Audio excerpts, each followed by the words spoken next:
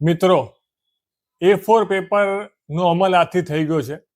કઈ કઈ તકલીફો પક્ષકારો અને એડવોકેટને પડી રહી છે એની ચર્ચા ટૂંકમાં આપની સાથે કરીશ. કારણ કે આપને અગર આ કોઈ ફાઇલિંગ કરવાનો છે આજે ઇવનિંગમાં કે કાલે, તો આપ વસ્તુ ધ્યાન રાખો.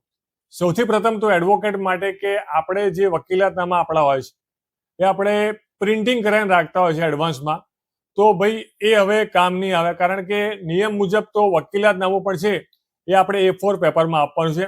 તેની સાથે સાથે જે અરજી હોય છે, મુદત અરજી હોય છે, પછી એક્ઝેમ્પશન અરજી હોય છે, એ બધી અરજીઓ પણ.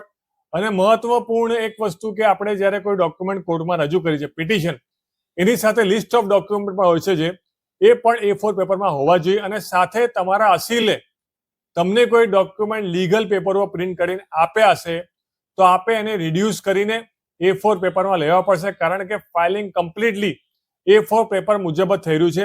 અને બીજા નકલના રિપોર્ટ થઈ ગયા, જે વોરંટ કઢાવવાની અરજીઓ હતી. મહત્વપૂર્ણ વસ્તુ અસીલો માટે કે અસીલો જે ડોક્યુમેન્ટ વકીલને કોર્ટમાં ફાઇલ કરવા માટે આપે છે, જો લીગલ હશે પેપર ઉપર તો એને પણ આપે A4માં કન્વર્ટ કરીને એડવોકેટને આપવા પડશે. કારણ કે કમ્પલસરી લિસ્ટ ઓફ ડોક્યુમેન્ટમાં પણ આપે A4 પેપર જ મૂકવાના છે. તો આટલી જે વિગતો છે આપ ધ્યાનમાં રાખશો ફાઇલિંગ માટે, તો A4 પેપરની જે સમસ્યા છે એ આપણને ડિફિકલ્ટી ફાઇલિંગમાં નહીં થાય અને બહુ સરળતાથી ફાઇલિંગ પૂર્ણ થઈ જશે.